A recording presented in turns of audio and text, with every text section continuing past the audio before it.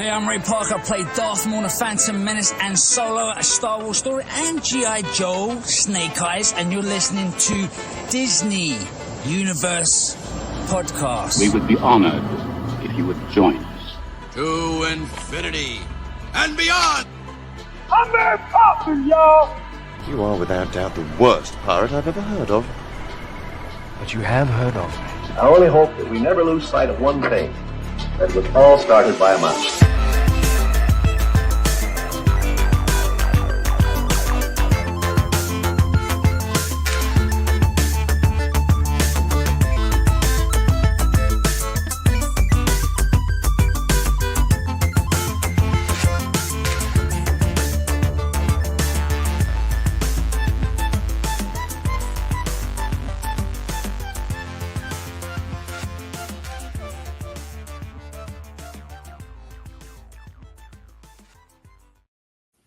What is up, everybody? Welcome to the Disney Universe Podcast. This is episode 168. I am one of your co-hosts, Joey. I'm joined by my awesome co-host, our very own lovable, huggable Pooh Bear, Alex. What's up, man? How you doing? Staying alive with the DU intro music, as always. Yeah. Nice, staying man. alive over here. Staying dry, staying healthy. Having a good time. Looking forward to the new Lorcana set release. I know I talked a little bit before air, and we'll be talking more about that on an upcoming episode. But yeah, just having fun, balancing time between Disney trips as we all are. Oh yeah. The life of a Disney fan and Disney adult, which we are. As you guys notice, Ryan's not here this episode. It's a very busy week for him. And I think he's really upset about that Canadian or U.S. lacking for the hockey team that happened on Sunday. But other than that, he'll be back very soon. So all's well. But we got maybe they'll come down here and whoop us in American football in the Olympics or something. Yeah, exactly. Or baseball. Right on. But we got a fun show planned for you guys. We got our spoiler-filled review of Captain America: Brave New World that we've all seen. And spoiler alert, we all pretty much have the same opinion, so which is very good. Sometimes we'll be one side and a little bit on the other, but we got that coming up real shortly. And also we'll be kind of celebrating.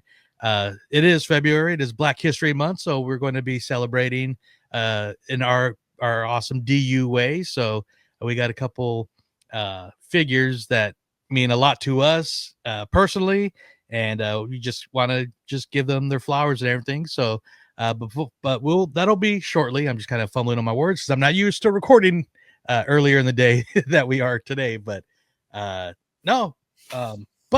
like I said, we are your Disney adult podcast brought to you by Disney Adults, and we are also brought to you by Walt's Apartment Productions. Check out all their that's where our shows, Tiki Cast, DU. You can find them there on your favorite platforms, but you can also find us if you want to interact with us. If you're new to the show, usually Ryan does this. That's why I'm kind of throwing up. But you can find us on Instagram, X, Facebook, and Threads. We're more, I would say, active on Instagram. So definitely Instagram people. Yeah, definitely check with us there. And if you're listening to us but want to watch us, these beautiful faces that you can see. Plus, we got some photos and videos and stuff too every once in a while. But you could go to YouTube and check out the DU TV or Disney Universe podcast. It should pop up there. I recently just posted a video of the original Haunted Mansion back with the new bride and some updated effects. It's been getting a pretty good views, so check it out and check out some of the other videos, and we got some more coming up soon. But also, we could not do this podcast or YouTube without just a crew of very special people, some friends, and we like to shout them out every episode. So, Alex, who are those amazing crew? These crew of folks, they're not common, they're not uncommon, they are not rare, they're not even super rare. They are most certainly legendary and sometimes the enchanteds that make the Disney universe go around. I'm talking about the DU crew. Big shout out to Wedge Antilles, our good friend Florida Jen holding it down in the Eastern time zone over at WDW. We got John Z, just had a great trip to WDW. Thanks for sharing with us there and shouting out all our friends of the Disney universe that you saw. Shout out to our buddy Alfredo. We got Jacob, the local connect. I think you guys went and saw the movie together, did you not? Yes, he was my Captain America date. So hey, there we go. That. Of course, Tyler, who's currently at Disneyland, everybody in the Disney universe out at the parks. Yeah. Salah MJ 1995. Shout out to all y'all. Y'all the best. And Wedge Antilles, I don't know, my favorite pilot of the Resistance. You guys are the glue of the DU. We thank you so much for joining and being part of one of 2 tiers on patreon.com/DU crew. Go check it out if you want to be part of our enchanteds, our legendary folks. And that's a little Lorcana jargon if you don't know. So look out for more glimmers of the galaxy coming through, and some Lorcana headed out to you. I know we talked about it a long time ago, but we got to get the DU crew. Maybe we'll all have a tournament together at some point. Yeah. .com/DU crew. Check it out. Yeah, absolutely. So can't wait for that next Lorcana. Hopefully it'll be our next episode, but we're working on that now, but stay tuned. Like Alex said, we sometimes we'll do some news, but we kind of stay away from some news, but I do have a few shout outs. So one big shout out that I have is for our favorite tiki bar other than Trader Sam's here in the Sacramento area. They just recently over the Valentine's week had their, what they called their Curiouser and Curiouser Mad Tea Tiki Party. So for Valentine's Day. So this was a Alice in Wonderland themed pop-up. As we know, they do a lot of pop-up with Star Wars, Disneyland. So even in Halloween, they do a Haunted Mansion one. So this is our first Valentine's, and of course, it was Disney inspired. So they had their projections going on like they normally do. It's a nice little, I don't know, it sounds weird, but just a treat of being at the Jungle Bird, because it's kind of like your old retro tiki bar, but they have this nice little tech of these awesome projections. But they had Tiki Guzman's at the table next to us all night. Yeah, I found that out after. So they text or messaged my post here. This is from the Tiki Cast. So they had the decorations, everything. If you're watching on YouTube, you could tell this is what Alex had. He had some. You could tell about these beignets, chocolate strawberry beignets, just some beignets with powdered sugar, chocolate and strawberry, delicious. Nice little eat me, pendant there on that toothpick. Before he was showing a picture of a really cool Cheshire Cat neon. I think we found on Amazon for like $30. So nice. That may or may not be seen in my house at some point soon. Yeah, it's pretty awesome. They had the decorations everywhere. They had even like the playing cards. Here's our table, little video treats. Like you guys should, if you're listening, should watch on YouTube. But they had the video wall. They have this little window where there's usually some sort of outdoor scenic activity, and they had it animated with Alice in Wonderland scenery and the Mad Tea Party and places around Wonderland. Playing cards are actually playing cards sitting across from us, as you had mentioned. Getting all set up there. Hey, there's the Caterpillar and Tweedledee and Tweedledum getting in a little scrap. Yeah. So this is the Mad Hatter drink, and so of course I see right behind you back there too.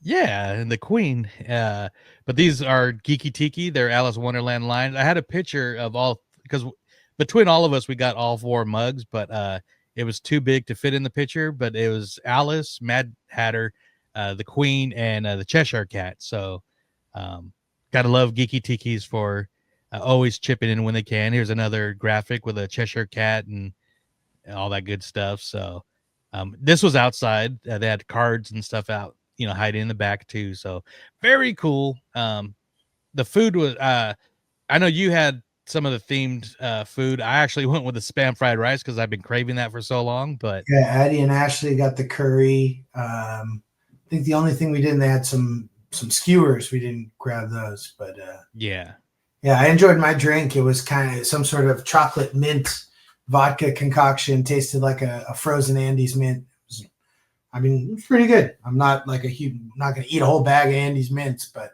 Yeah. I will drink it if it has alcohol in it. Oh yeah, absolutely. So once again, good job on the Jungle Bird. Always throwing Disney in our tiki. We're definitely a fan of that.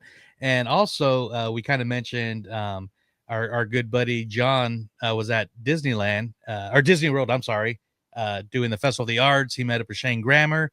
Then all of a sudden, boom, he was at MegaCon. So I was like, "Hey, you're at MegaCon? Go check out James Mulligan." And Orlando Beer Week was right before too. That's like my Yeah. dream trip. I've already planned Orlando Beer Week into Disney World into MegaCon. Yeah, that'd be sweet. So within 5 minutes, he met and got a picture with James Mulligan and another one of our DU favorite artists. And speaking of that, I was recently at Stockton Con yesterday as of recording because I saw that James was going to be there and we chatted it up a bit. Like I said, just a super cool dude. So I did get a few more art pieces. I told Courtney eventually we're going to have a wall of Mulligan in our place when we get our place eventually. So so big shout out to James and even Jason Braden from Main Gate Magic podcast was there with C. Andrew Nelson. You guys know him as the longest tenured Darth Vader and always a con favorite. So it was nice seeing those guys there too. So shout out to that. But I think we should just jump right into our spoiler filled. I always forget to mention that as we talk about these movies, but our spoiler filled review of Captain America: Brave New World. All righty, so quick synopsis. The movie starts with newly elected President Thaddeus Ross. He's trying to get this treaty signed between the U.S. and 3 other nations. I believe India, France, and Japan, because this is where Tiamat, the celestial, basically skeleton at the end of the Eternals, kind of is rested in the Indian Ocean, and they pretty much this is where they found and introduced to the MCU for the first time. And adamantium, as we know, that's the metal that is all over Wolverine's exoskeleton. So this is a nice way to gear towards the mutants coming out. And so he's trying to get this treaty signed. And during the treaty, he invites Sam, who they don't have the best relationship in the past, but invites him to the White House. And Sam invites oh, sorry, I should have done the cast before, but Joaquin Torres, who's also taken up the moniker of Falcon, and now that Sam is Captain America. And Sam also invites Isaiah Bradley, who is technically the original first Captain America. We met him in Falcon Winter Soldier. And so basically he invited him to the White House to have Sam help rebuild the Avengers, to much dismay right now. And during this treaty, where it's kind of like almost like a presentation on why they should have the treaty, Isaiah and a few Secret Service attempt to assassinate Ross under mind control, and all hell breaks loose. So that's basically where we are in the movie. And I should have done this first, but we got Anthony Mackie returning as Sam Wilson, Captain America. Danny Ramirez is Joaquin Torres, the new Falcon. Harrison Ford takes up the Thaddeus Ross role, which was previously played by the late John Hurt. And we also have returning Carl Lumbly as Isaiah Bradley. Shira Haas is Ruth, which is a new character, but is taken off a character from the comments, but she's pretty much like an ex-widow, Black Widow. Giancarlo Esposito is Signwinder. And of course, we get Tim Blake Nelson returning from his role from the Incredible Hulk as Samuel Stearns. And the comics, he's known as the leader. So we're going to break up a couple points here. That made no sense what I just said, a few couple points, but you guys know what I'm talking about. But first of all, we'll kind of give our initial thoughts on this movie. So I will go to Alex. What were your initial thoughts walking into Cap 4? I'll just call it Cap 4 right now. Cap 4 is exactly what it was, or Incredible Hulk 2, if you want to go that way as well. It was a lot of information. If you were not inundated in the MCU and keeping up to date or doing your refresher courses before you get to see the movie, you would have probably been very lost. that being said, it does not make it a less enjoyable movie. Although for me, I appreciate knowing what's going on. Yeah. There was a lot of good action. As it seemed a little evident, they were really trying to strike iron twice with Captain America and the Winter Soldier, Cap 2, and that sort of political, espionage sort of thriller vibe. But there were a lot of really cool moments. Really enjoyed Sam Wilson in the movie. His inner struggle with, both fully taking on that mantle of Captain America and, understanding that it is he who is Captain America, not he who has to become Captain America. And it is about who he is as a person and how he did everything that made him, the correct person to take up that mantle, which is the same reason why Steve was the correct person to be Captain America in the first place.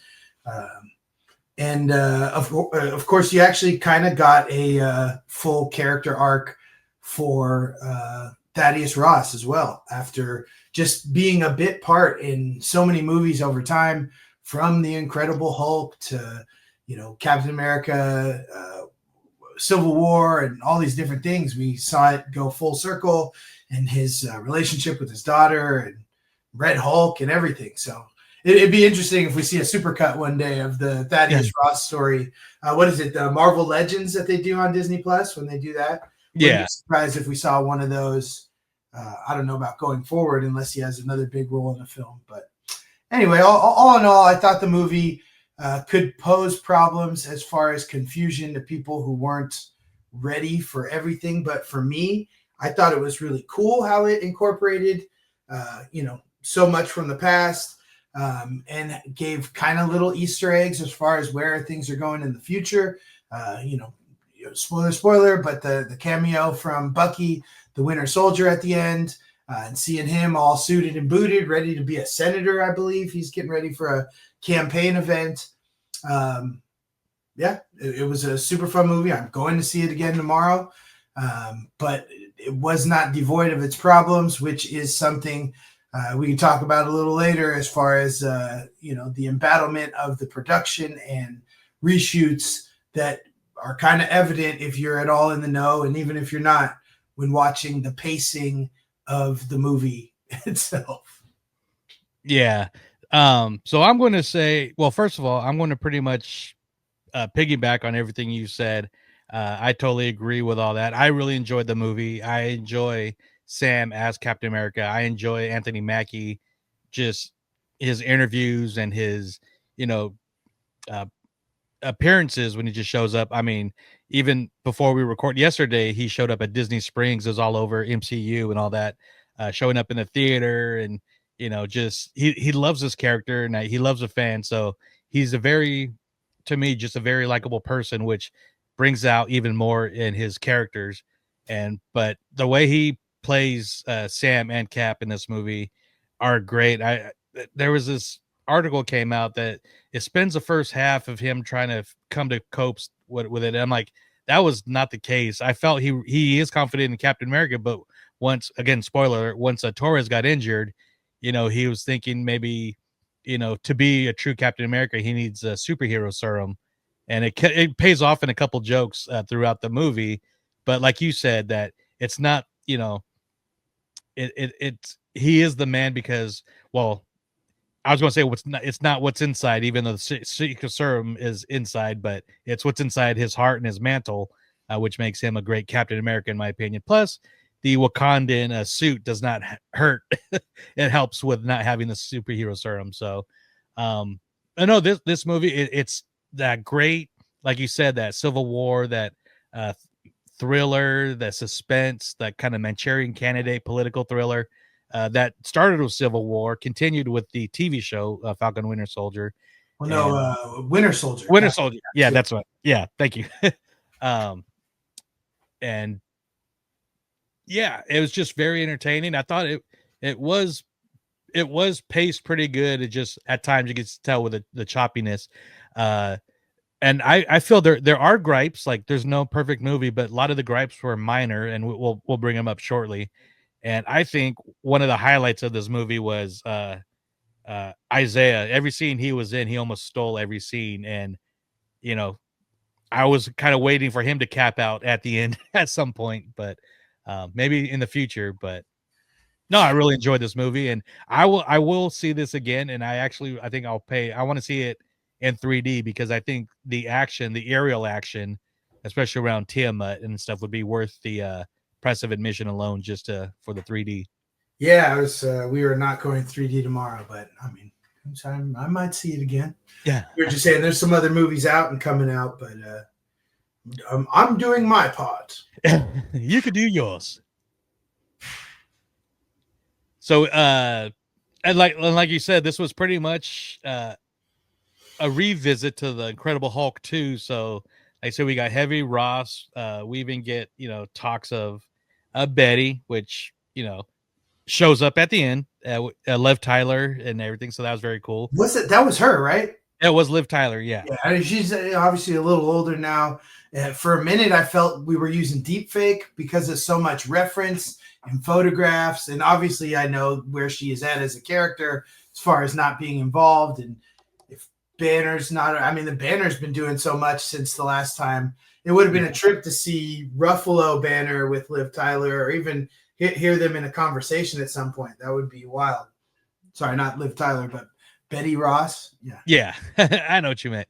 Yeah. And so with that, we also get reintroduced to, like I said, Samuel Stearns, who, if you remember from The Incredible Hulk, he was Mr. Blue. He was the scientist that was helping Bruce find like a cure for his gamma radiation. And in the meantime, was the one that kind of was forced to, I forget his name, but Tim Roth's character, which Abomination. Which turned him into Abomination. And the last we see of him, Abomination pretty much rips out of the lab and destroys it and knocks Stern out in a way, but then has gamma dripping on his head, and you kind of see his head slightly bubbling. Yeah. Fast forward in the story, Ross has sent him into prison, but is actually promising him to be free. We find out that Ross is actually dying, and Stearns helps heal him, but at the same time predicting, because that's his strength, is he's able to mathematically, I guess, see the future based on events and stuff. I forget what it's called, but it's a way where people can like predict the future with just equations or something. What do they call it? Percent chance, probabilities. Yeah, exactly. So that was interesting. Shout out to Screen Crush, because I watch a lot of it. I love Ryan Airy and his Easter egg videos. But they actually did a video talking about this after, as the reveal is that Thaddeus had him basically locked up in a private prison so that he could serve his needs and no one else's for the most part. But he spills that he had been using probabilities to help Thaddeus Ross out for the last 16 years since the Hulk movie. And so they went back and looked at the MCU under a microscope, using that as basically to fill plot holes of all these moments, famous moments through the MCU in the past. Very interesting. Shout out Screen Crush and go watch that video if you get a chance. But this is kind of what I was talking about with all the different references to previous MCU stuff, and just ideas like that you can apply to previous things we saw. And as you said, all the mentions, Abomination, they mentioned them tearing up Harlem many times. So in many ways, this is very much a sequel to the Hulk, as well as Captain America Civil War with Thaddeus Ross and the Sokovia Accords and his relationship with Sam Wilson.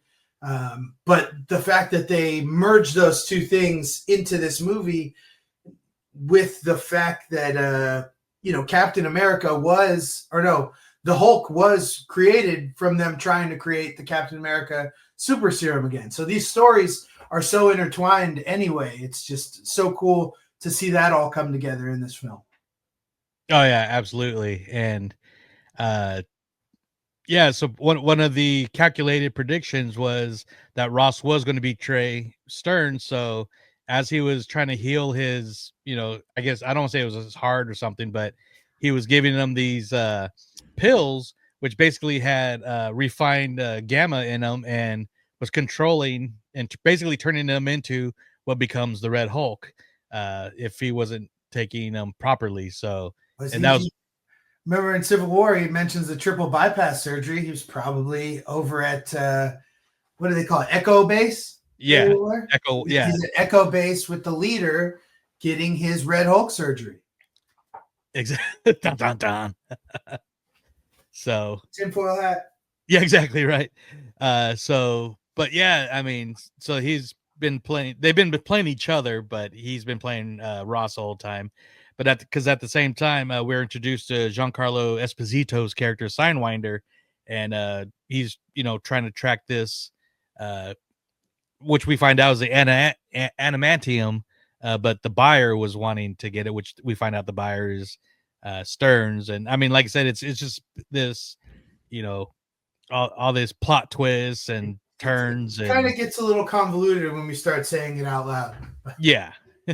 Especially out of order. So I apologize. He was stealing the Japanese sample of the adamantium as the buyer, but in reality, just doing it to trigger a war between the U.S. and Japan in the middle of this treaty that they're trying to sign that says that they're all going to, treat the adamantium fairly and disperse it amongst the world so that no one country is, fighting for and having control of it.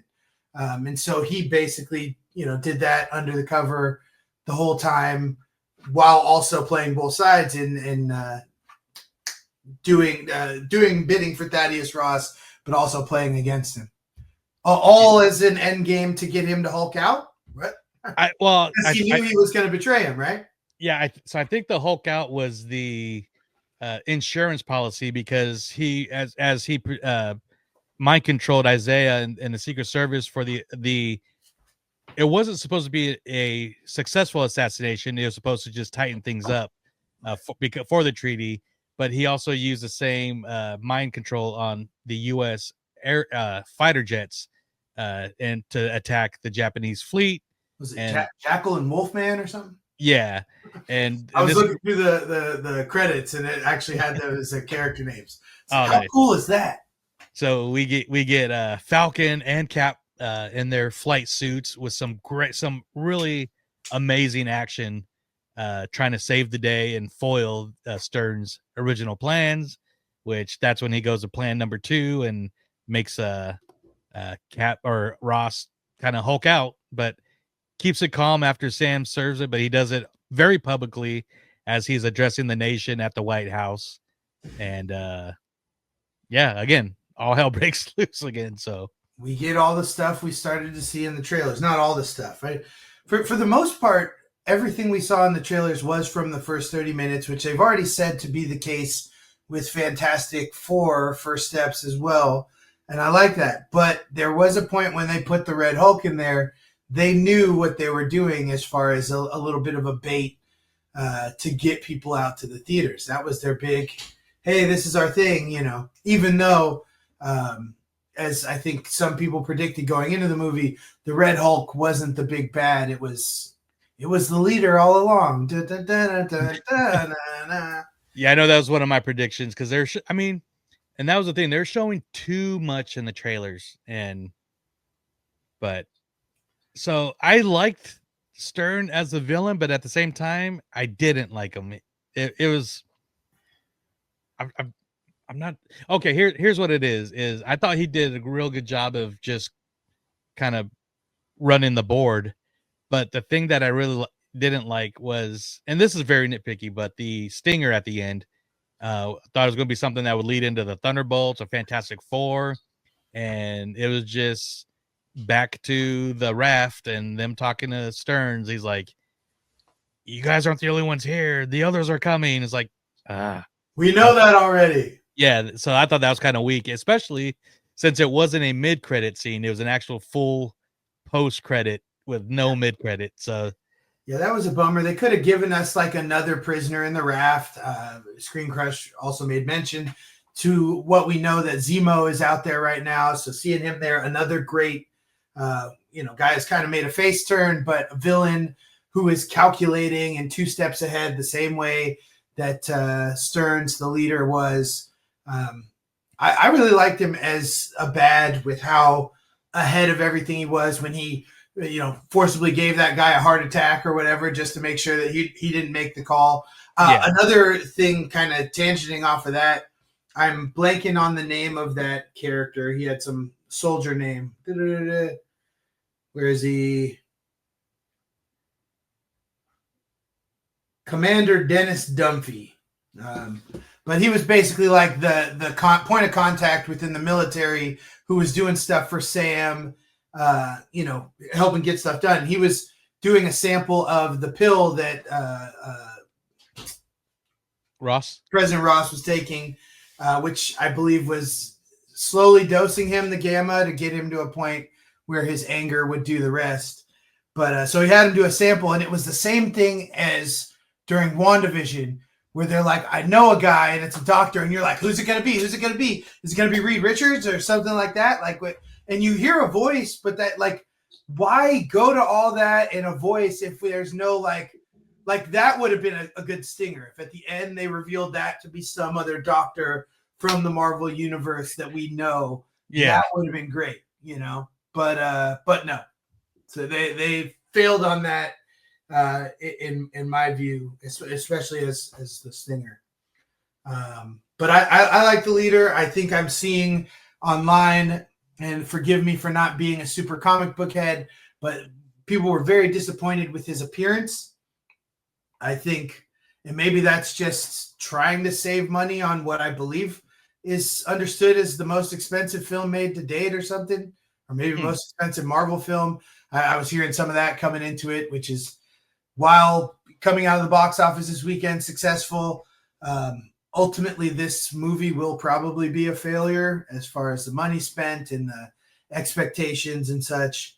But I guess they could add better CGI on him. It was pretty much just a practical makeup character with green eyes, and he looked creepy and stuff, but not scary. Yeah, because even Jacob mentioned he's like, it was towards like almost the end too when you're showing up at like before the Hulk out, but he was like, man, his makeup looks terrible. Then I was thinking, like, at times it looked cool, but then at times it looks like they kind of just brushed over it. When they kept him in the shadows, it was great. A little bit of intrigue. You're not fully sure what he looks like. He had those green glowing eyes, almost like a wolf in the shadows, Yeah. And the way he was moving and conducting his business, like I've already got this like song programmed in your head and show flashing lights or whatever, and I can just kill you, induce a heart attack. That's crazy. This guy had no real superpower other than his enhanced mind. So like if you were to get into a physical fight with anybody, he would have been washed with the quickness, Yeah. But even having when they first encountered him at Echo Base, having those guards under his control immediately, as though his soldiers. As far as what he can do, this is a character I would hope we get to see more of. Yeah, especially since like Reed Richards is the smartest guy on earth. See them kind of like battle of wits, if that comes to it. Well, it seems very clear he's coming from a different, different multiverse at this point. And while Stearns already knows this or has predicted it based on, probabilities and stuff. I don't know. I wasn't as disappointed with the makeup, but I could see if he was, full on Conehead style. I'm sure it would have been really hard CGI to do. I'm trying to think of a basis for comparison. I mean, you're going full on Groot or Rocket at that point, Yeah. And like for how much they used him on screen, I don't think that would have been a problem. Yeah, like I agree. I liked him a lot up until the stinger because I don't know. It just kind of pissed me off. But and one like minor gripe too is when Cap and Joaquin, show up at the base. They're going to infiltrate the base. Cool. Let's get our clues. Where the hell are their suits? Why didn't they suit up for that? Yeah, he did say when they walked out, like, grab as much gear as you can. Maybe that was as much. I mean, he was more worried about grabbing snacks coming out of the. Yeah, I mean, he had a shield. Road trip, we need snacks. But I mean, they're just instilling that youthful exuberance in him so we can buy him as part of the Young Avengers. I guess. Is he clearly the oldest Young Avenger at this point? I would think so, yeah. If that's the way it's going. This guy's got a grown-up job in the military, and everybody else was in like high school last week. Yeah, if that. But I'm like, Cap's got his shield. Where's his suit? And I was just thinking Frozen. I was like, where is my super suit during that scene? But like I said, minor gripes. Overall, I really enjoyed the movie. And which kind of, if there's anything else you want to add, I was just going to kind of move on to like the reception that it's not getting, but it's more of a question because I don't know how they do the cinema score, but apparently it's got the low cinema score for a MCU movie, which I find bonkers because I know like everything's been hard to rate after Endgame because that was such a high bar that I don't know if we're expecting too much from Marvel after that, or if we're spoiled, or before we get there, at the end of the movie, we know Danny or Joaquin is injured in their big dog fight out in the Indian Ocean around the Celestial Island, as it is known, Tiamat to those of us who actually watched the Eternals. But when he's in the hospital at the very end, and he makes the comment about, well, I have been charged with rebuilding the Avengers. Do you think that's kind of another tease lead as we've gotten multiple into the Young Avengers? We had, the post credits on Hawkeye with Yelena and Hawkeye now, whatever her name is, Mrs. Josh Allen, soon to be. I think it's still Hawkeye. I'm blanking on what the character's name is. Oh my gosh. Kate Bishop. Thank you. And mentioning Ant-Man's daughter, and we know with Billy is now back in the fold from Agatha all along. I was surprised we didn't get anything from Isaiah's nephew or grandson. Yeah, the Patriot. Yeah. So that was interesting. There were a lot of things, and they'll kind of roll into reception and stuff. But when I mentioned earlier how it was kind of disjointed, the Bucky cameo felt to me really 11th hour. Like the way it was shot and put into the movie felt like something they said, all right, we need something else. And they shot that. Both that scene of them talking and then the scene afterwards as he walks out of the room with Ruth, it all like immediately felt like, oh, she totally was not there the day that they shot this, the cuts. And then the mention of it seemed like something that they went back later on and said, all right, we just need you to shoot this little conversation that explains that piece that just happened. Because aside from that, there was really nothing else in the movie that touched Bucky being in it or anything, Yeah. There was no revisiting to it afterwards. It did feel like a fun seed going into Thunderbolts. And I thought we might get Allegra De Fontaine, whatever, Valentina cameo as well. But Bucky as a senator will be interesting. I'm super stoked for Thunderbolts, obviously, as that's next. And we mentioned on our previous podcast that there is a lot of Marvel in the first 6 months of 2025. But yeah, as you said, I enjoyed the movie very much. And yeah, I guess some other people didn't. Yeah, so I don't even want to dwell. Yeah, it just seems like it's a popular thing right now to hate or kind of hate on and I'm not going to say like Marvel, but pretty much everything like Disney kind of owns right now. So, but to be fair, there are people who are mad because the product isn't what it used to be. Yeah, and that is fair because it is not. And I will not shy away from that. I think part of the dynamic with that is that, they're chasing Endgame. We've been saying this for years now, but the bar is so much higher. Everything it is compared to is so much higher. And I think they might be just overthinking it, trying to create stuff that competes with that. I've seen, and this is clickbait, but videos out there saying, is Marvel done?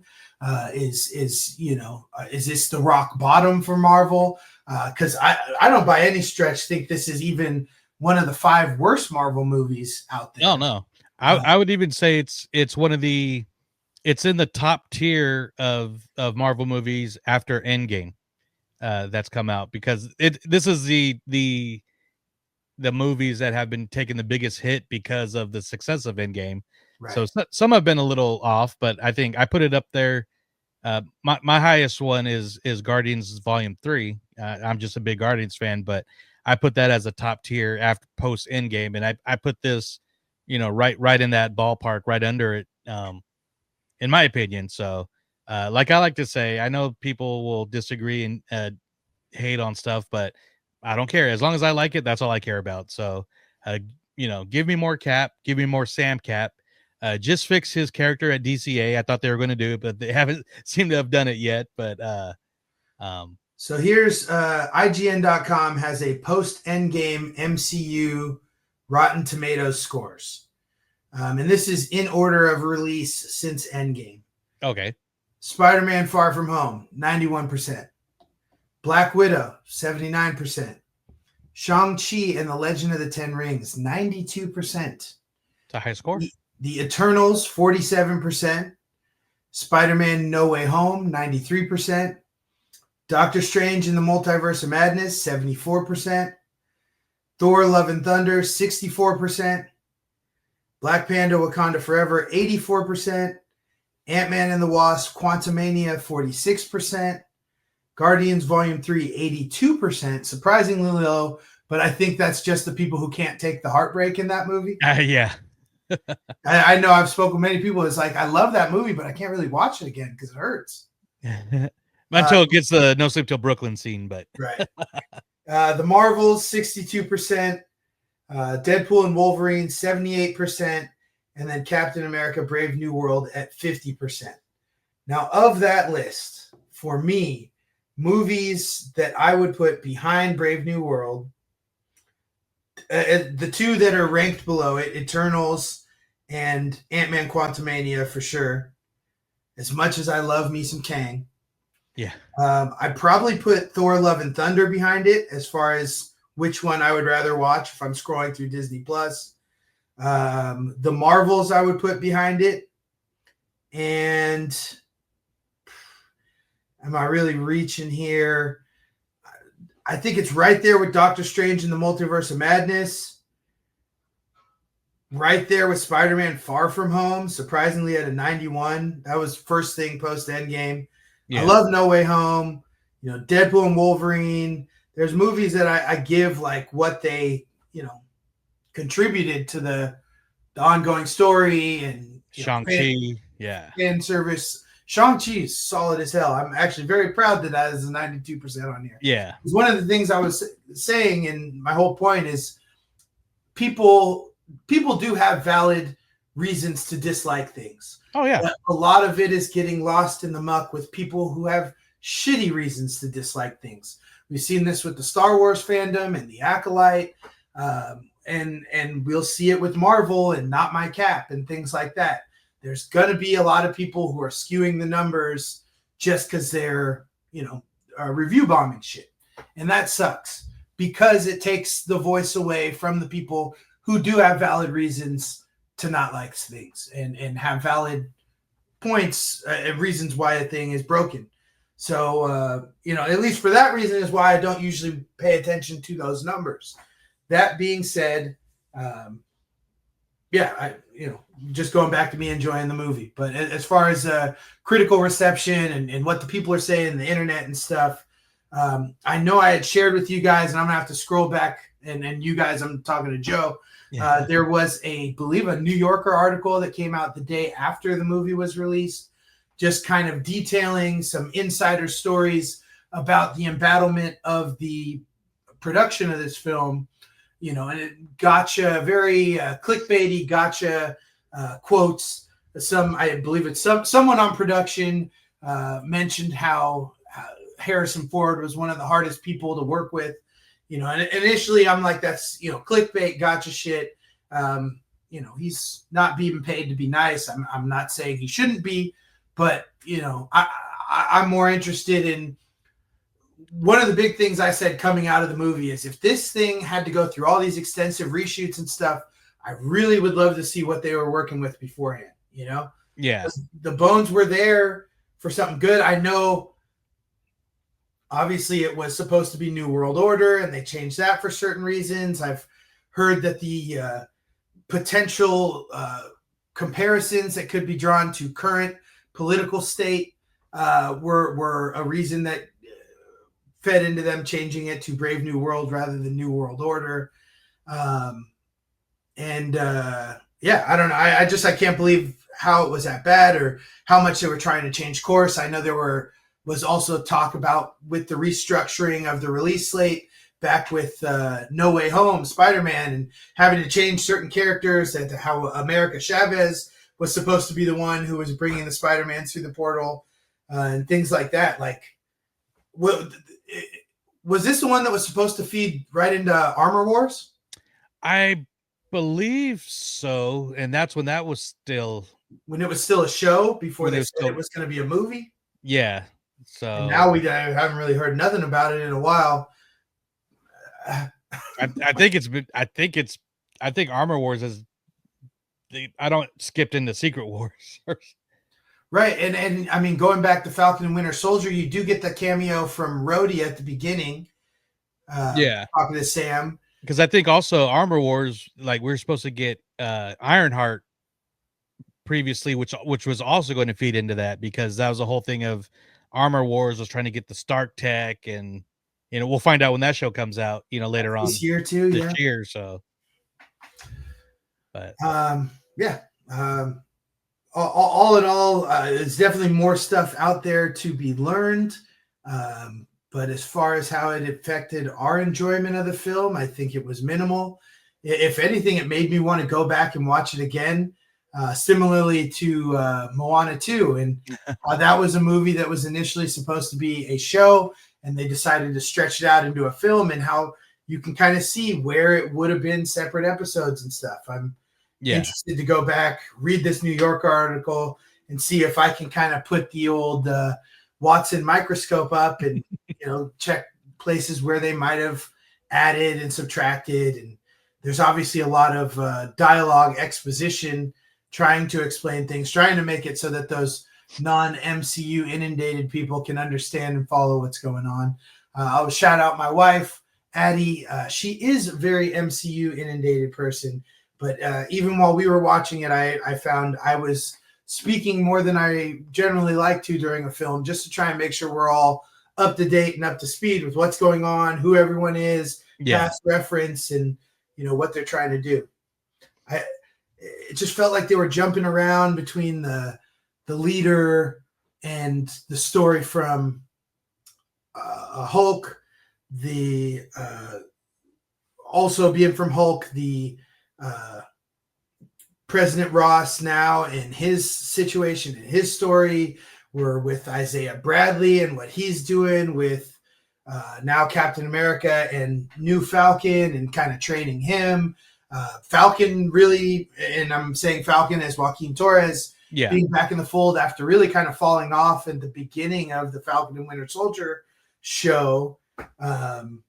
I don't know. It's just a lot of bringing back characters. You got Sidewinder, who was really just like a little blip along the way. Remind me of the show 24. And if you watch the show 24, it's 24 episodes, each one an hour in this, FBI agent's really, really crazy day. But how you'll encounter someone who seems to be the villain or the bad guy who's going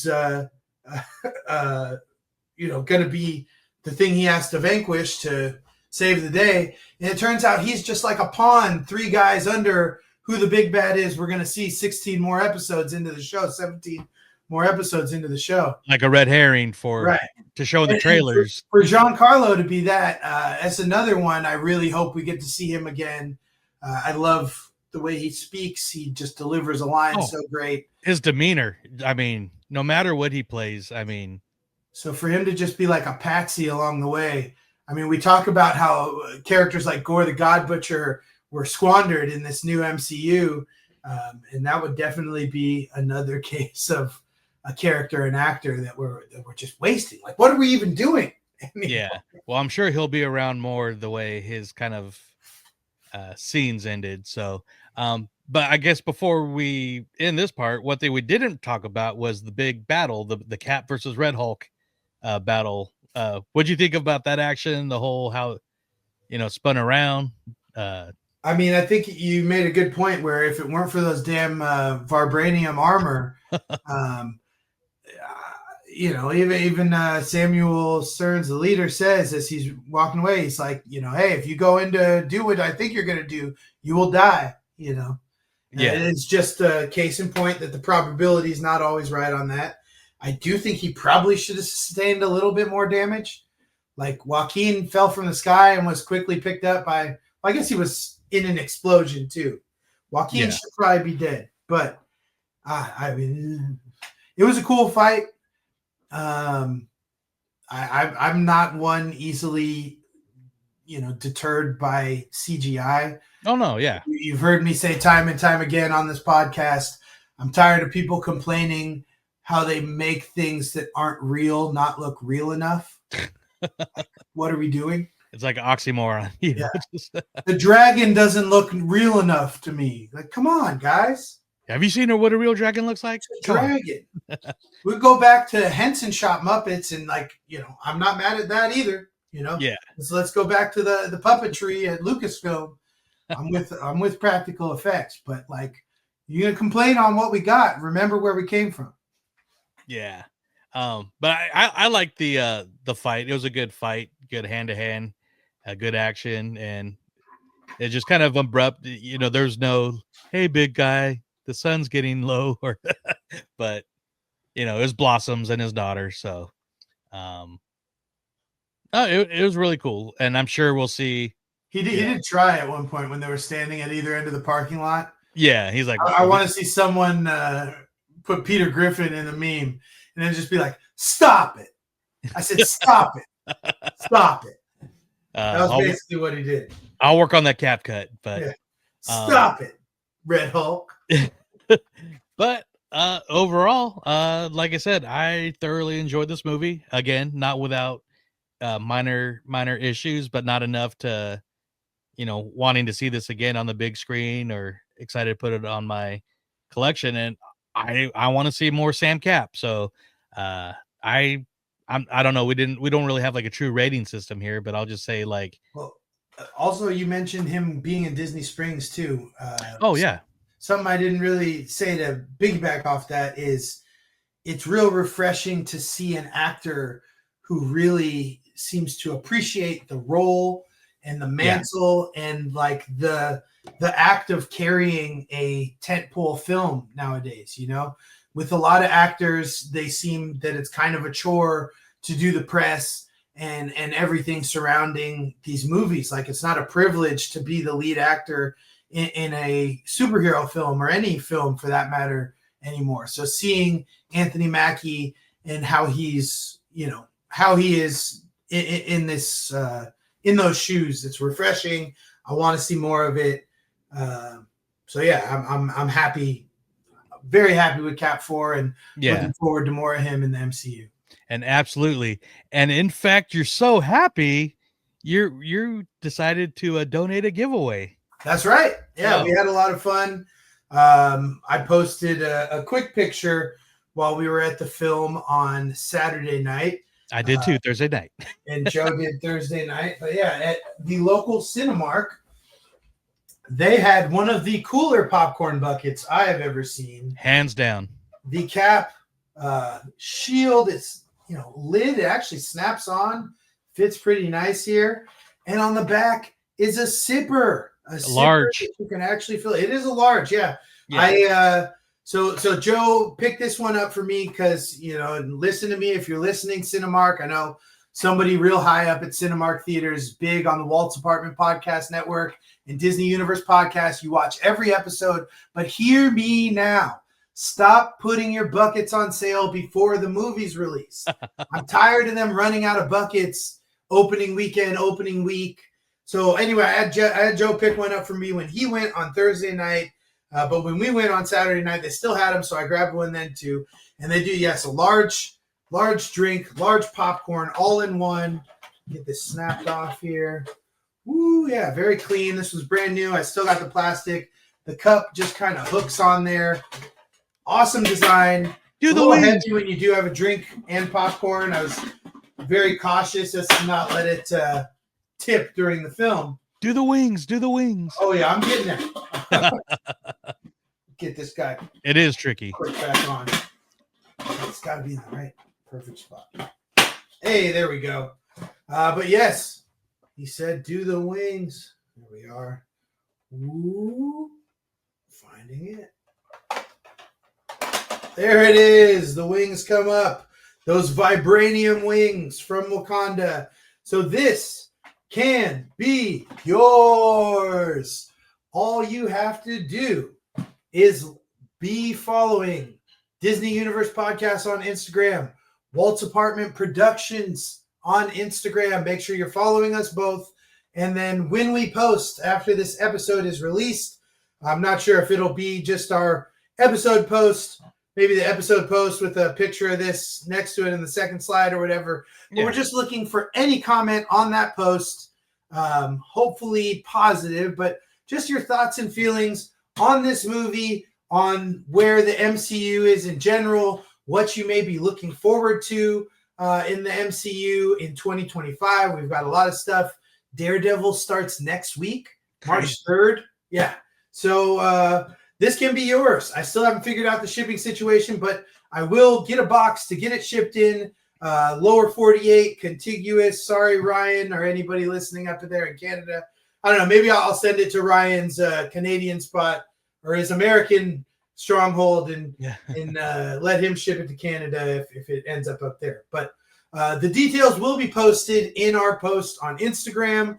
We thank you very much if you have listened to this to find out, and we hope if you are not already following us in Walt's Apartment Productions, that you will go over and that you would love to own one of these too. I'm already looking forward to how many bottles of beer and ice I can get in here in the summer. Maybe just put the whiskey in the sidecar. I don't know. A lot of fun things you can do with that. Obviously, movie night at the house. You got your drinks and your popcorn all in one. Yeah. So that'll be going out to one viewer or listener. We love you guys so much for following along and that you have these similar interests with us. So hopefully someone is similarly interested in taking home the bucket we both took home. And I'm sure Ryan will probably answer his. They didn't have it at his theaters. But Yeah, and it is a really cool bucket. So yeah, check it out, and we look forward to giving that away. And hope you guys enjoyed our spoiler-filled review of Captain America: Brave New World. all right, everybody, welcome back. So we just had a great time both viewing and reviewing Captain America: Brave New World, starring Anthony Mackie. Coming out right in the heart of Black History Month. And as we mentioned earlier here in the episode, we are going to take a little bit of time, it being Black History Month. As I say, Black history is every day, but just in this time during the month to highlight some of our favorites and Disney legends of both Disney history, Black history, and contributing in a couple of different spaces under the Disney umbrella. So just kind of reading, this is all content coming right off of the D23 Disney Archives Legends page, kind of blurb about these people and, their contributions to the industry and Disney and what makes them a Disney legend. So we're going to share that with you guys. Obviously, if you are here on YouTube, seeing it and, following along. If you are not, you can always click on d23.com/Disney Archives. Disney Legends, and all sorts of information is there at your fingertips. Also, this is where I get the information for our annual episodes regarding milestone anniversaries, as they have basically a compendium of every Disney movie release going back to the 30s. So shout out to D23 for all the information. Without any further ado, we want to shine a light on Disney legend Floyd Norman.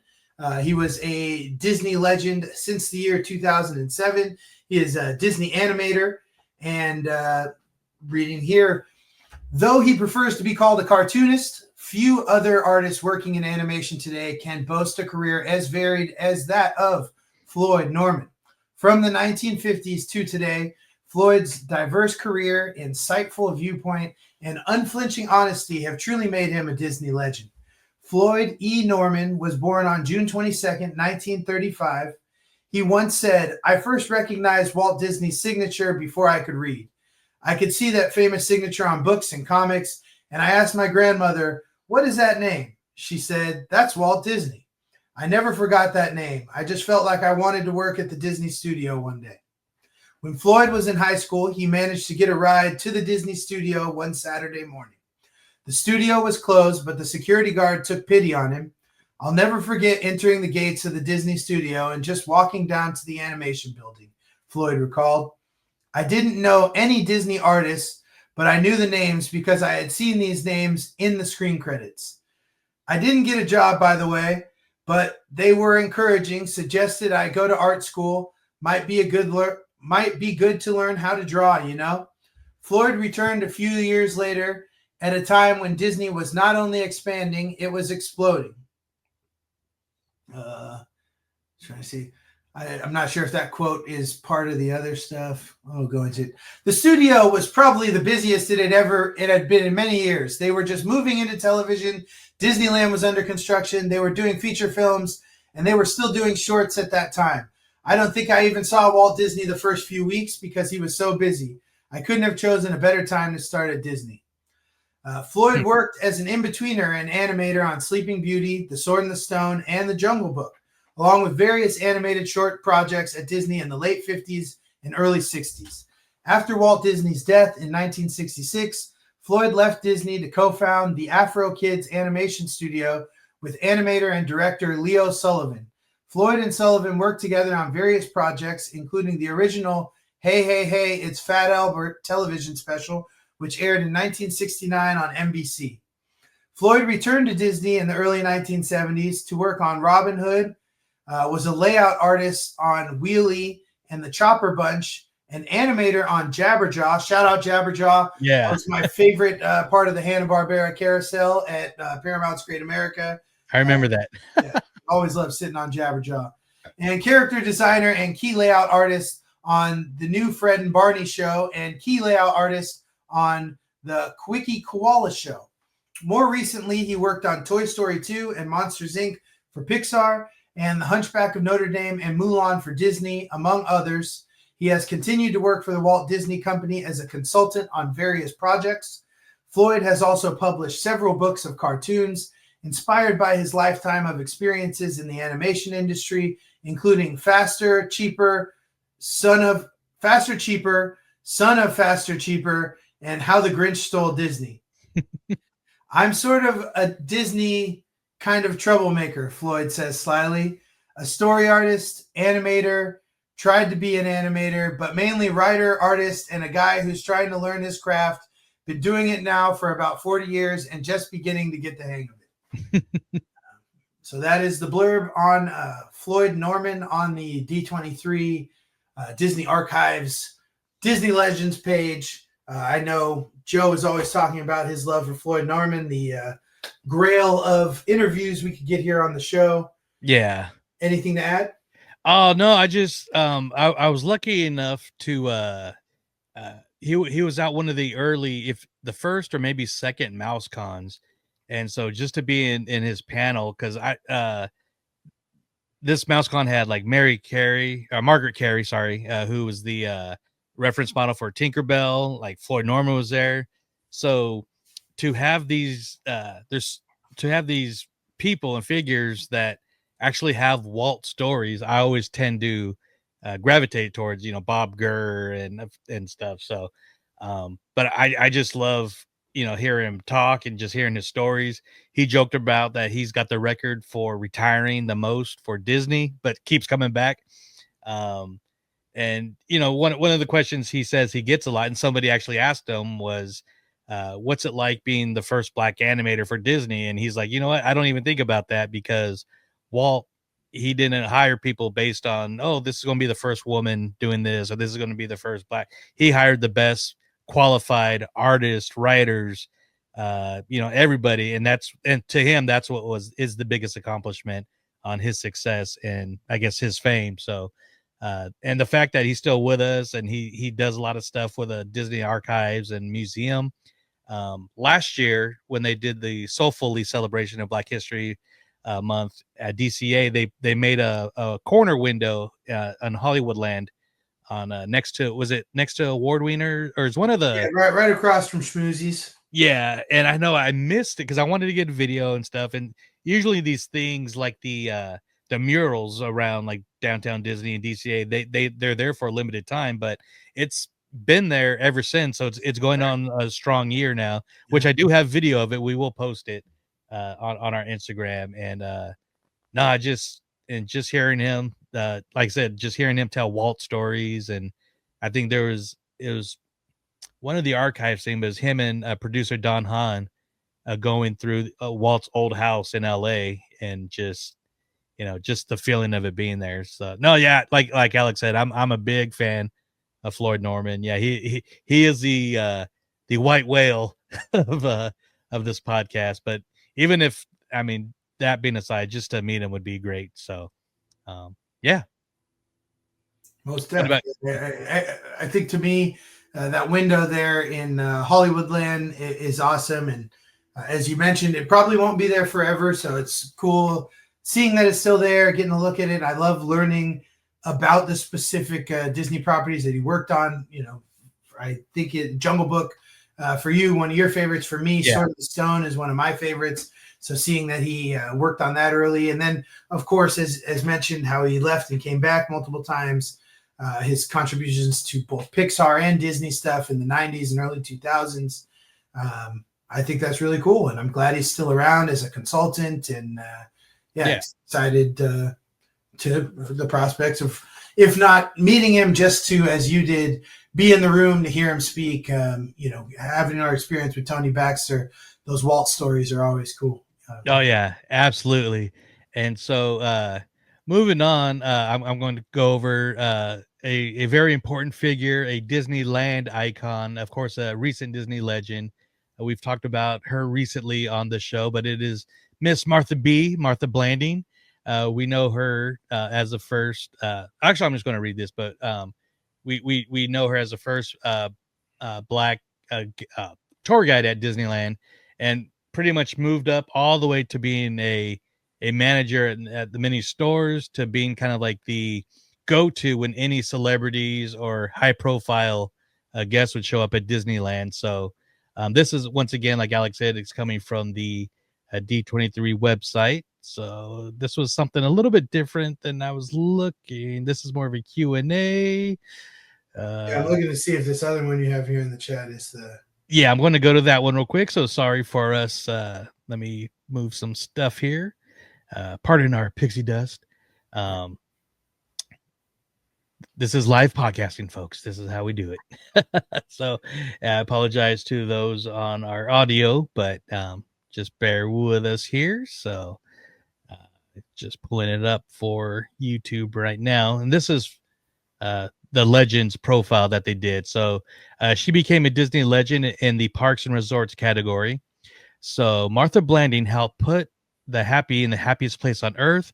As the first ever full-time Black tour guide, Martha personified the philosophy of creating happiness for others while embodying the principles of hospitality and courtesy Walt Disney sought to establish for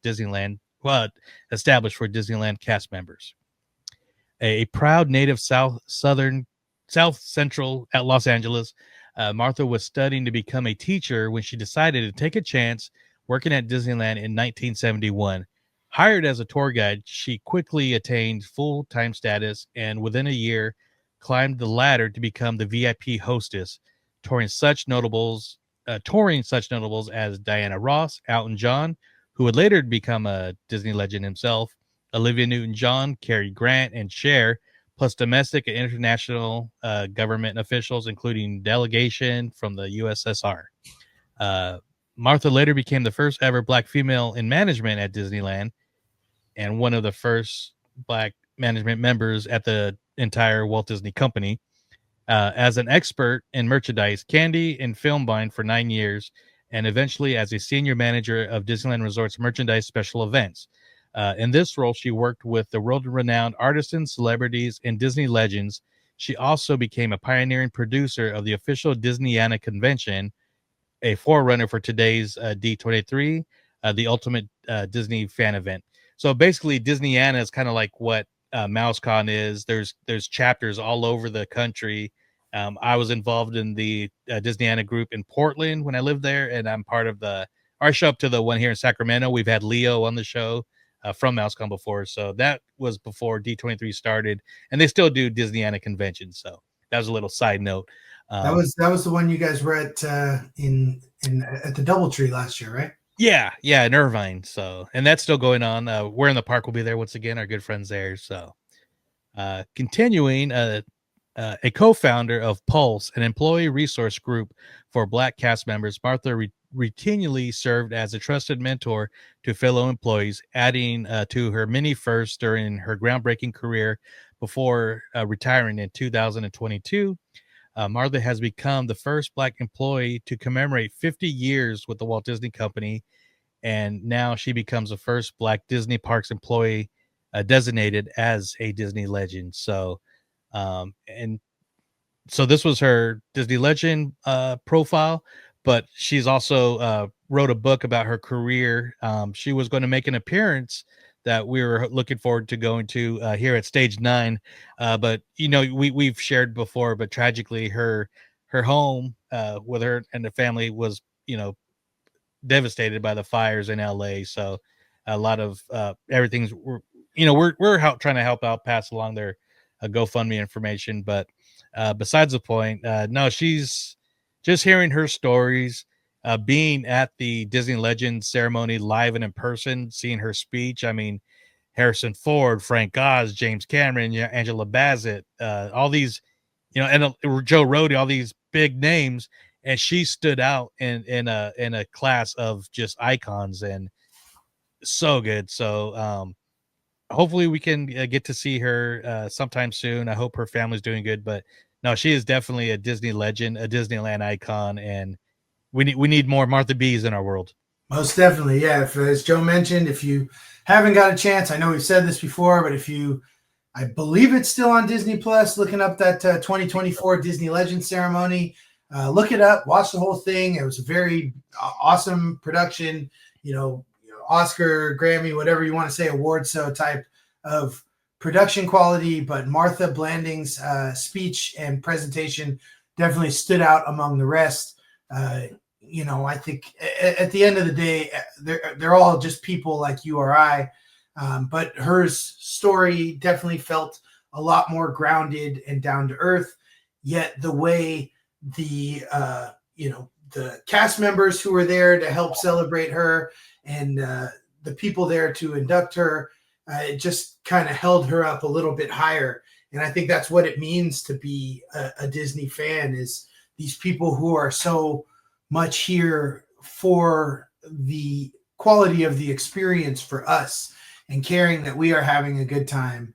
And I think that's what she spent 50 years doing for the Disney Company, is creating that Walt Disney hospitality experience that we know and love. And so it was great that she was recognized and appreciated and thanked. And I, as Joe said, look very, very much forward to a time, hopefully, when we'll be able to meet her, speak with her, or at the very least, listen to her tell stories of her time with the Disney Company, and go cop that book if you can, Yeah. And one more thing to throw on there is, I don't know if it was being able to be seen on the telecast, but when she was talking, giving her speech, we were at an elevated angle, and you could see all the current and maybe past Disneyland employees. Like when she was talking, they were pretty much standing at attention throughout like the floor of the arena, like a military, like standing attention to a general. So they had them all. It looked like they came out and kind of did almost parade style celebration, and it was cool seeing cast members from all different parts around the park. Yeah. That was pretty awesome. Yeah. So then next we would like to shout out the late and great Chadwick Boseman. a lot of us were introduced to him at, playing Jackie Robinson, and then Draft Day, James Brown. But he really took the world by storm by, playing, being introduced as T'Challa in the Black Panther in Civil War. And so, we unfortunately lost him at a young age. I believe he's my age, 46, but we lost him, at age like 42 or something. But so shortly after his death, he became a Disney legend. I'm just going to read their little blurb about him real quick. Once in a generation talent, a lasting impact, now a Disney legend, Chadwick Boseman was born and raised in South Carolina, where he took interest in both performance and basketball during the high school years. Recruited to play sports in college, and the call of the stage was too strong, and he graduated for Howard University in Washington, D.C. in 2000 with a Bachelor for Fine Arts in Directing.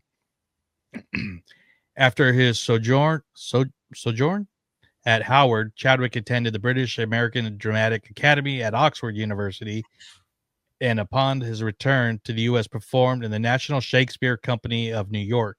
His original hieroglyphic graffiti was produced as a part of the National Black Theater Festival in 2001.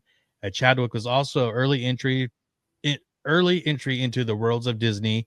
One of his first TV roles was a recurring character on ABC Family, now Freeform, series Lincoln Heights. His unquestionable talent led to increasingly notable film roles. Chadwick made his feature film debut in Gary Fleder's 2008 drama, The Express, playing football great Floyd Little. But his breakout performance came in 2013 as he garnered critical acclaim for the legendary Jackie Robinson in 42. The next year, Chadwick took on another icon, music superstar James Brown, in the biopic Get On Up. For his work, he received the 2014 CinemaCon Male Star of Tomorrow Award, was named one of the year's top 10 movie performances of Time magazine, and was awarded the Virtuoso Award from the Santa Barbara International Film Festival. 2 years later, he played the title role in Marshall as future Supreme Court Justice Thurgood Marshall. Chadwick also continued working behind the camera. He wrote, directed, and executive produced the 2008 short film Blood Over a Broken Pond. Throughout the Shingle Exception content, he and writing producing partner Logan Cole sold several scripts to major studios. Sorry, I got a hard time reading here. In 2016, Chadwick's life and pop culture changed forever. He made his first screen appearance of T'Challa, Captain America: Civil War, setting the stage for 2018's Black Panther.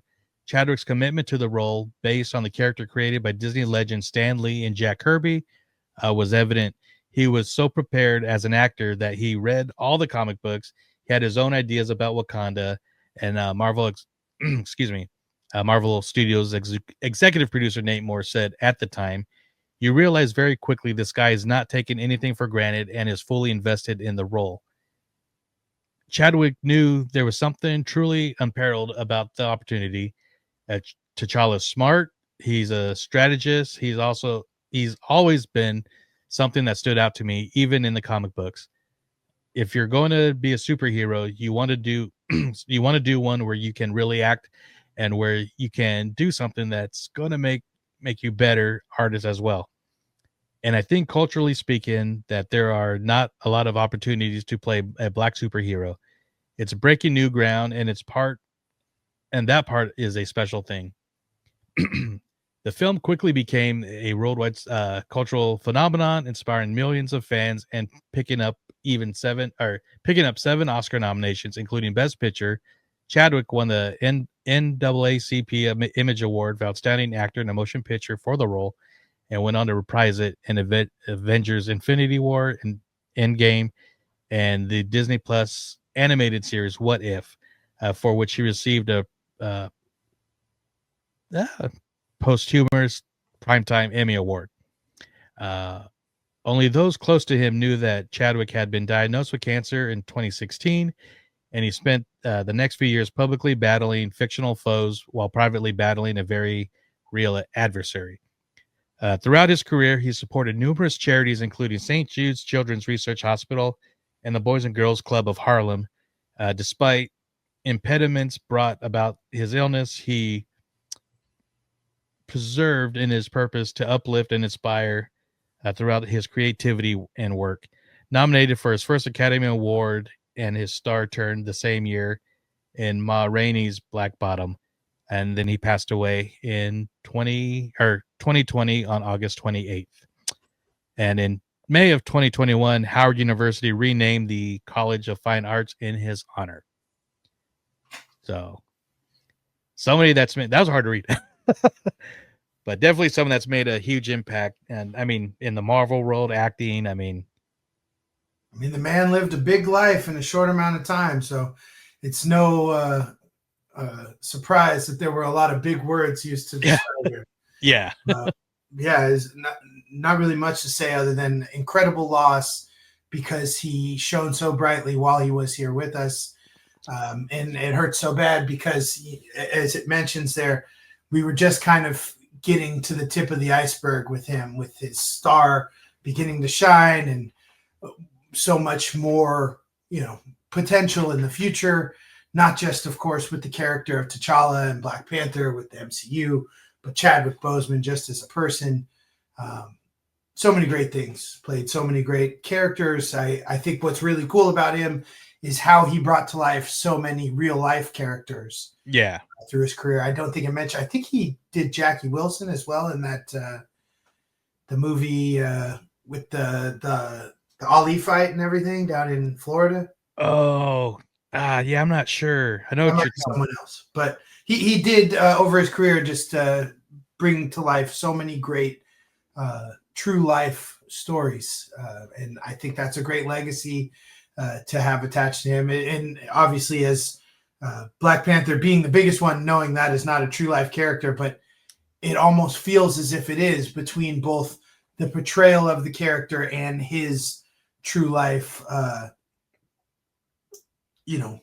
being, and obviously going into Wakanda Forever and how they wrote the character out of the story, it almost made T'Challa feel as if he was a real person in Chadwick Boseman. So yeah, kind of life imitating art, imitating life, and a true star that shone very bright in such a short period of time.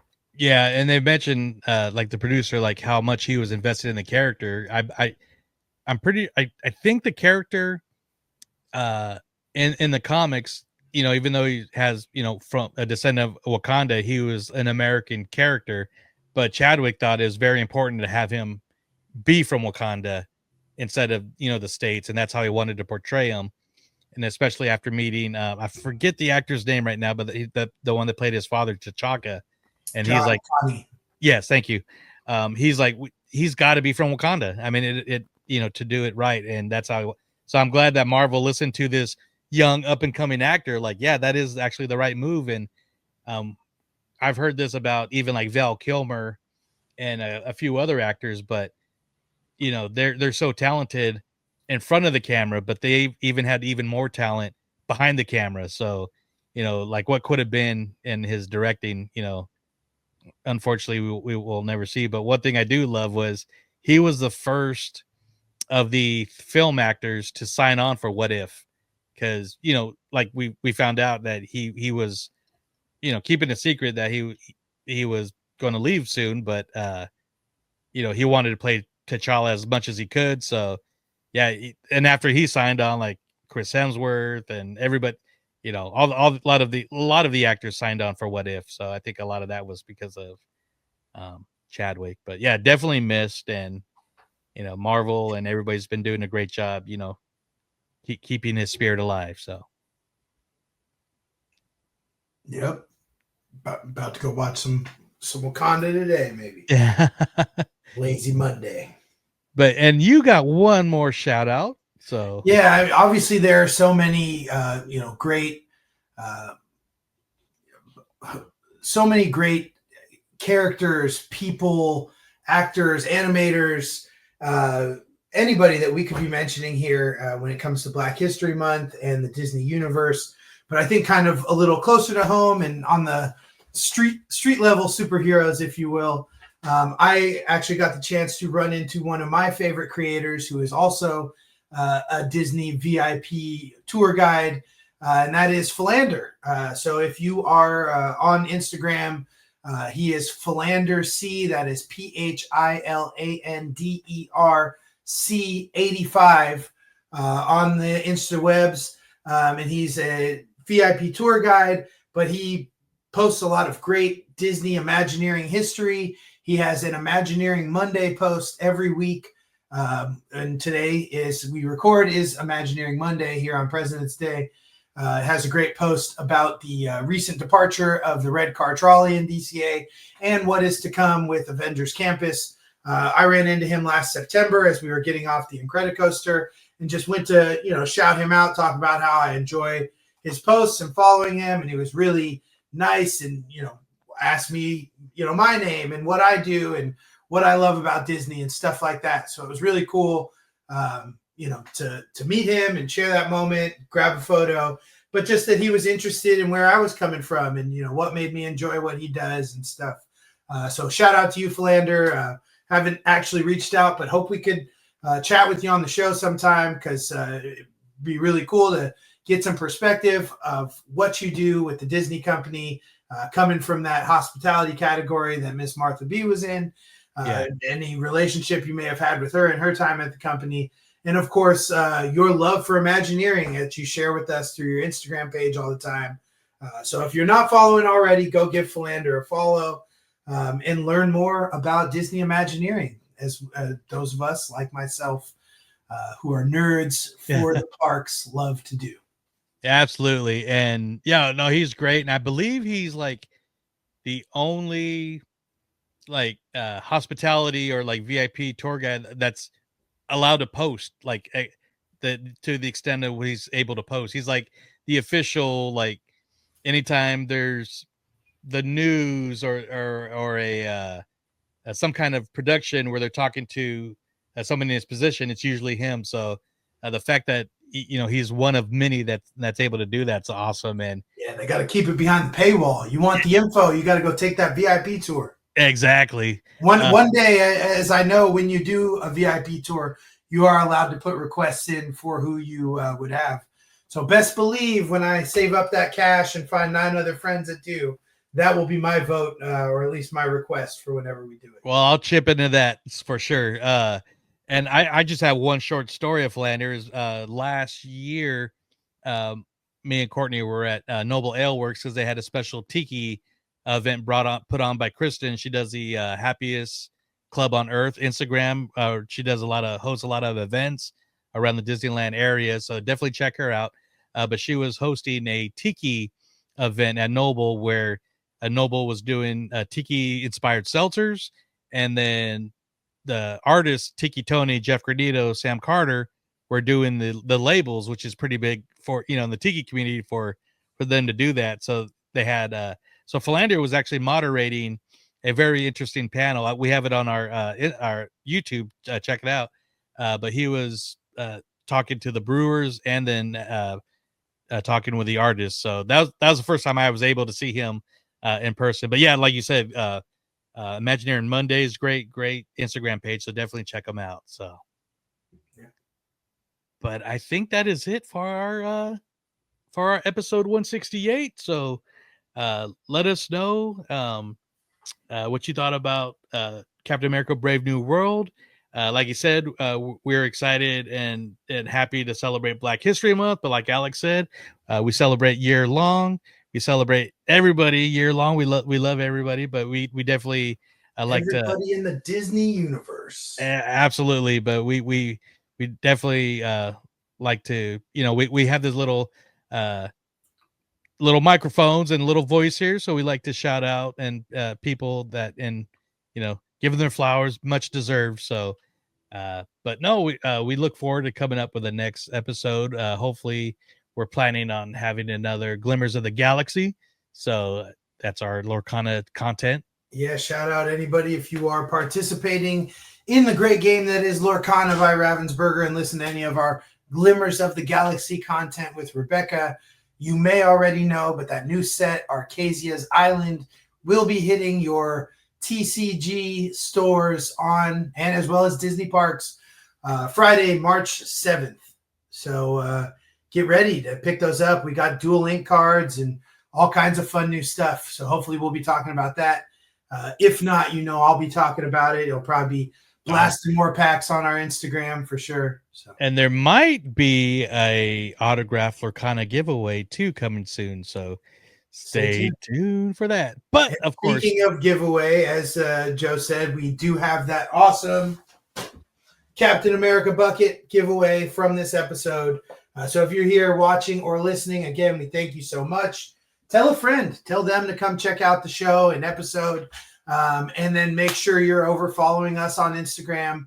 Follow Walt's Apartment Productions on Instagram, and then leave a comment on this post that we put out when the show comes out, either talking about your feelings about Captain America 4, about your feelings about the MCU going forward, or just what you're excited for with the MCU. We will be counting people who are following both those pages, Disney Universe Podcast and Walt's Apartment Productions, and people who left comments on the post. That will be your entry, and we will announce that on our next episode. So I will make sure that people are known on the post when it is closed, and we will draw on our next episode. So we look forward to doing that. We hope you all enjoyed, and we thank you so much for listening, as well as thanking you for listening. Of course, we cannot do this without our Disney Universe crew, the legendaries, the Enchanteds, our favorite cards of the bunch. If you want to be part of the DU crew, go over to patreon.com/DU crew. Join one of our 2 amazing tiers for just a couple bucks a month, and join the likes of Florida Jen, Wedge Antilles, Alfredo, John Z. We got Jacob, Salah, MJ 1995, and of course Tyler throwing the bags. Maybe he's throwing bags in front of. Don't they do that in front of Jungle Cruise? When they're shut down, or there's a couple rides they put a cornhole out of when they're down. So maybe Tyler can hustle some people for a churro on this trip. I don't know. That'd be awesome. But thank you guys, and thank you guys for listening. Thank you for watching. I forgot to do the YouTube lingo, but you got to be sure to subscribe, smash that like, smash that bell, and all that good fun stuff. So we'll see you guys in a couple weeks. So I know this is kind of tricky on how to end it with 2 people, but I'll just say have a good evening or morning or afternoon whenever you're listening. Wakanda forever.